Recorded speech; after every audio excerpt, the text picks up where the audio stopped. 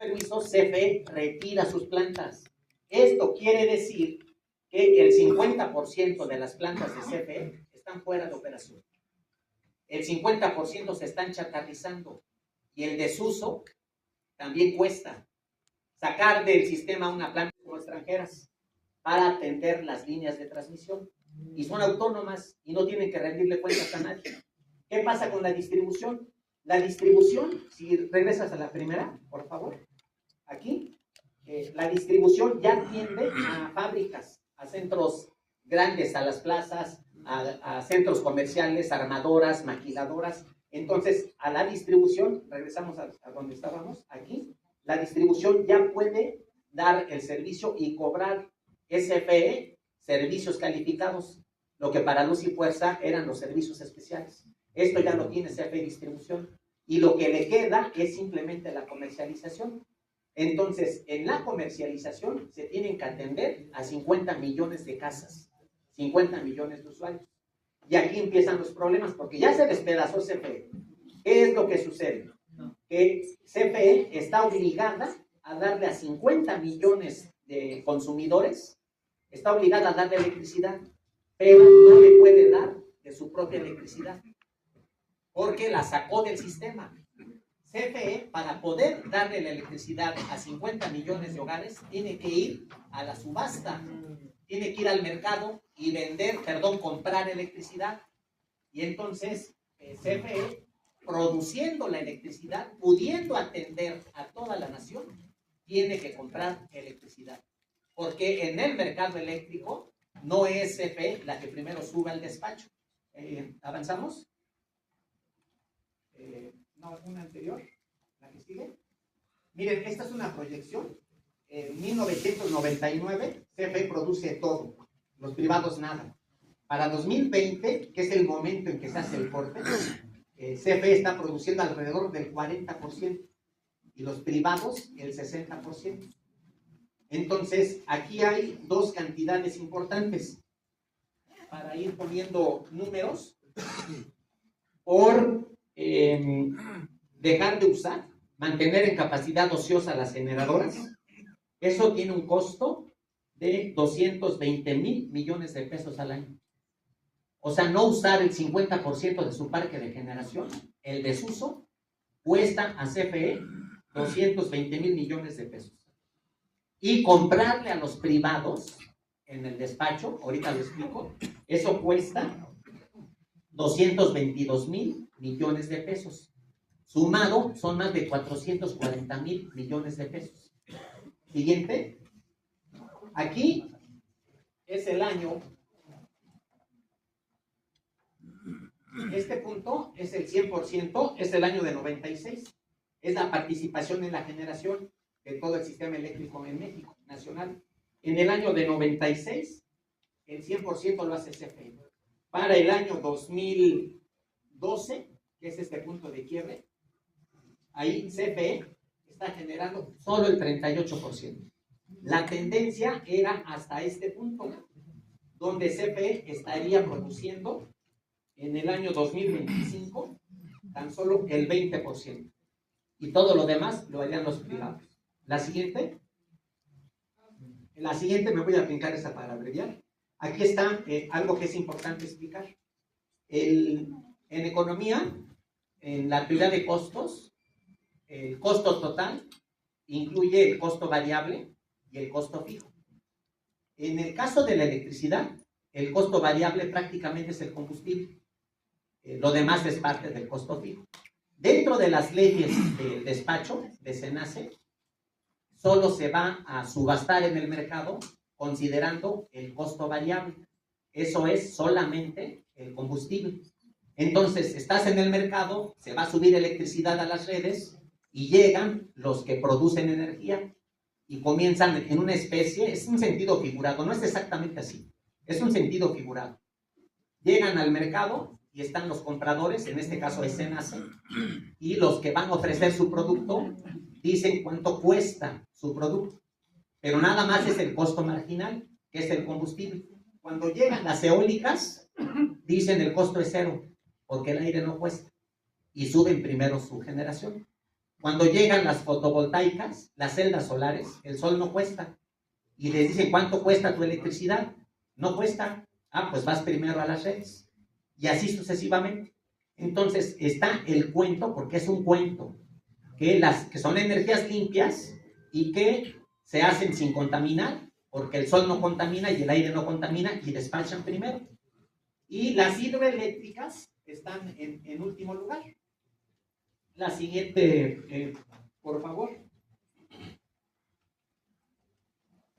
Si nosotros consideramos en el orden del despacho solo el costo variable, tenemos esta gráfica. Entran primero con 0 pesos las eólicas, con 0.07 centavos la nuclear, con 0.8 centavos la fotovoltaica, y así sucesivamente. Las hidroeléctricas van a estar hasta el final. Y entonces entran primero estas y no entra CFE, porque CFE fundamentalmente es hidroeléctrica o ciclo combinado. Entonces, pero CFE tiene que dar la energía a 50 millones de hogares y no la puede dar porque la tiene que comprar.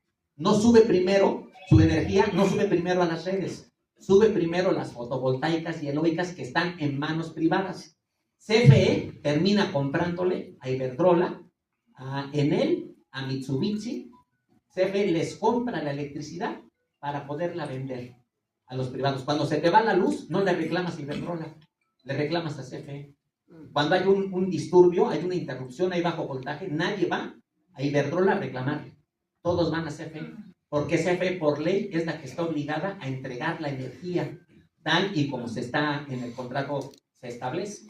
En la siguiente gráfica, esto es algo importantísimo. Miren, se sube primero la más barata, porque la primera que se va a usar, en teoría, es la más barata.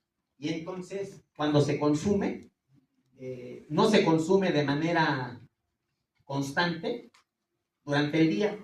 Aquí empieza a las 6 de la mañana y de 6 a más o menos 8 de la mañana, esta es la demanda.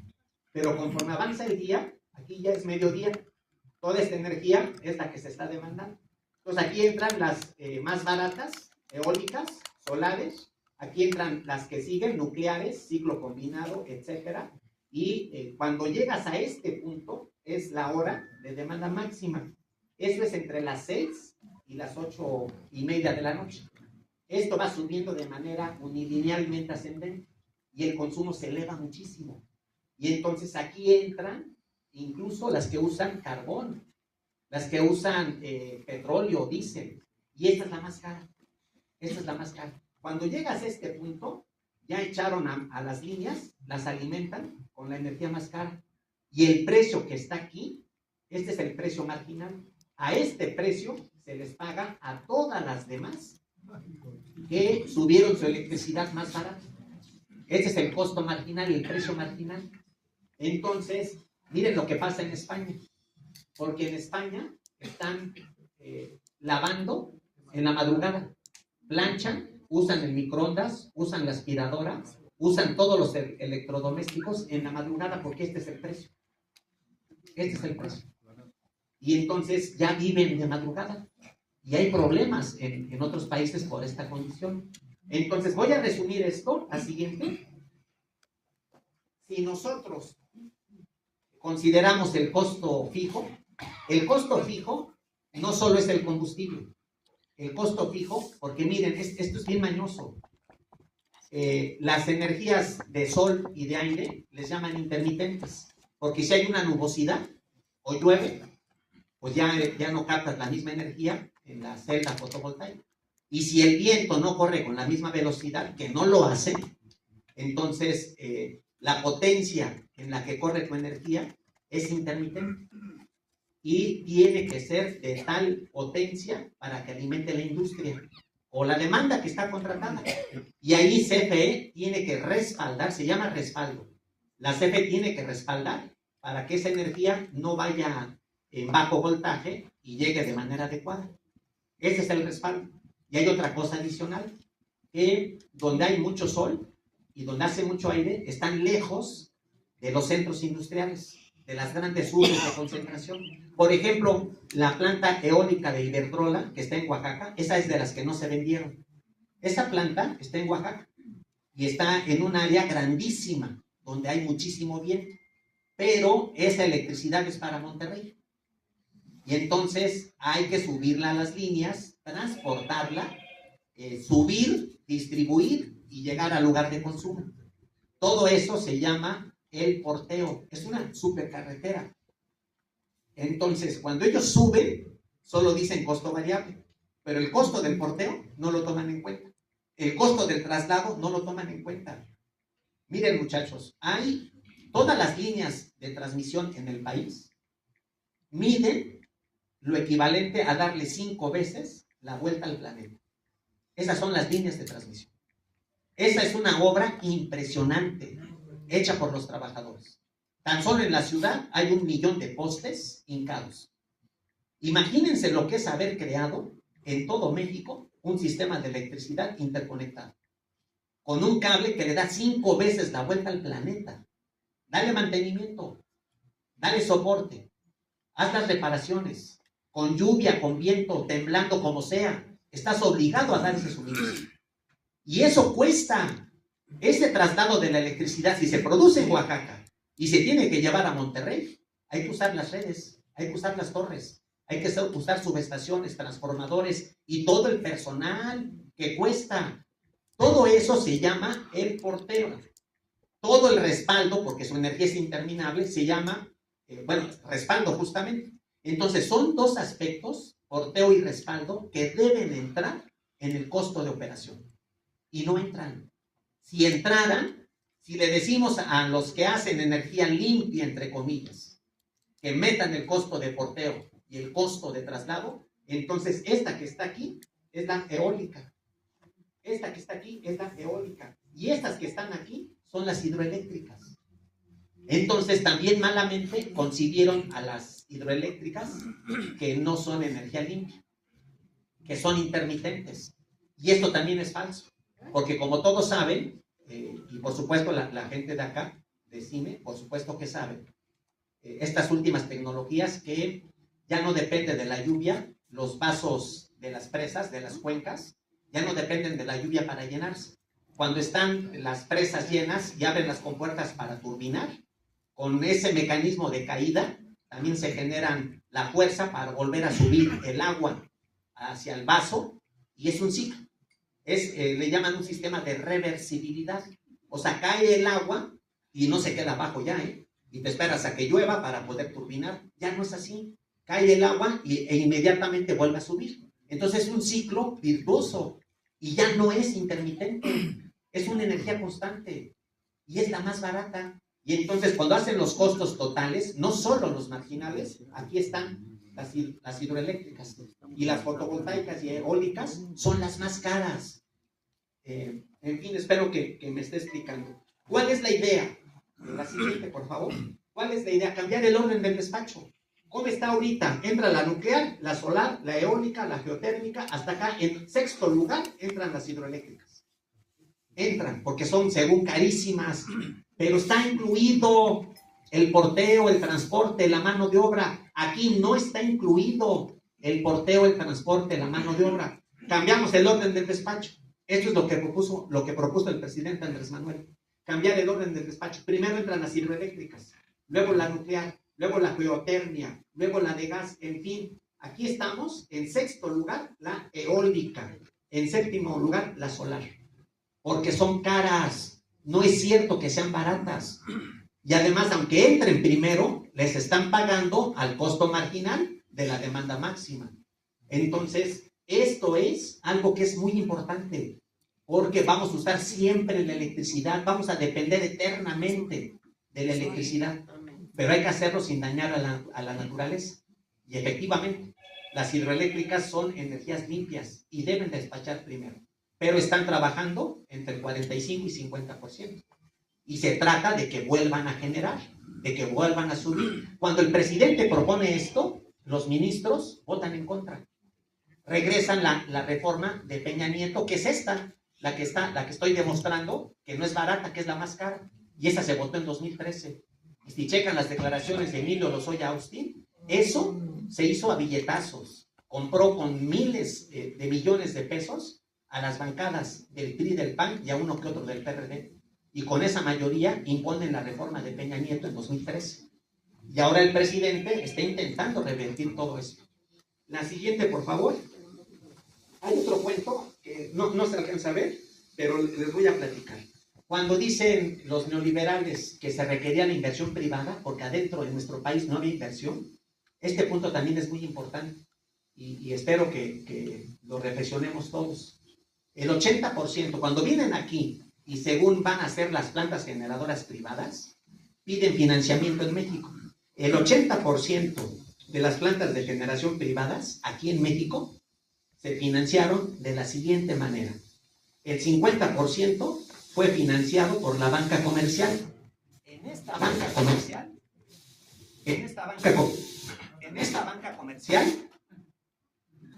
están los ahorros de los mexicanos.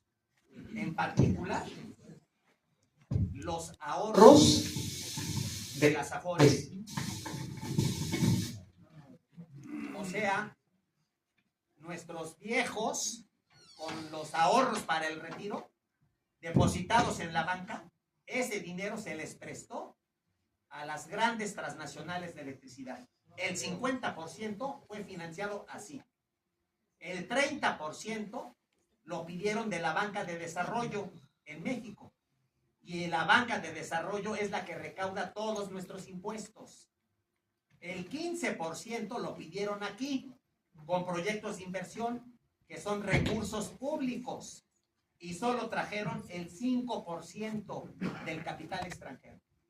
Entonces, concluyendo, compañeros, no los necesitamos. Toda la electricidad siempre la hicimos nosotros. Toda esa riqueza eléctrica fue creada por trabajadores, manuales e intelectuales, técnicos, peones, ingenieros, de muchas generaciones que hicieron posible esta obra que es impactante, darle luz a 120 millones de mexicanos. Y esa riqueza que hicimos, un día nos dijeron, pues ya no es tuya, se va a privatizar. Y se fue entregando, y en esa entrega, la parte que yo quiero destacar y que el compañero Rosendo va a comentar, el crimen de asesinar a una empresa de más de 100 años. Para poderse apropiar de la riqueza eléctrica, tuvieron que liquidar a Luz y Fuerza, una empresa de más de 100 años, que hizo esta gran obra que estoy demostrando en el entorno del Valle de México, de la parte central, donde se produce aproximadamente el 18% de toda la riqueza que se hace en este país.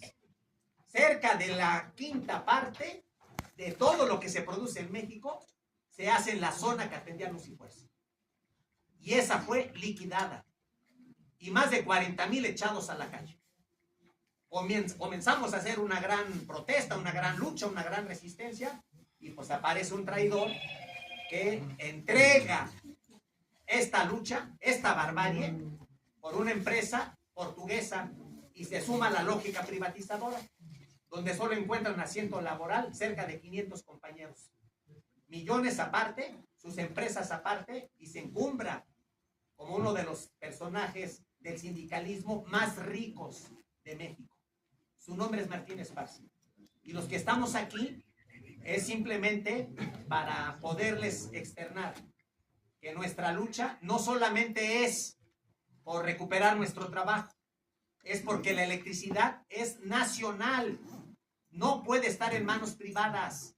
Están avanzando, se quieren apropiar de todo, a menos que les pongamos un alto.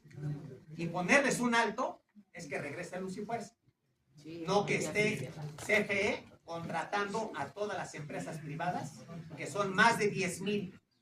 10,000 empresas que ha contratado CFE no han podido hacer lo que hacía Luz y Fuerza. 10,000, así, con esto cierro. 10,000 empresas en 14 años no han podido hacer lo que hacía una donde trabajábamos nosotros. Esas 10,000 empresas se están llevando del presupuesto federal cerca de 200,000 millones de pesos al año. Luz y Fuerza costaba 30,000 millones.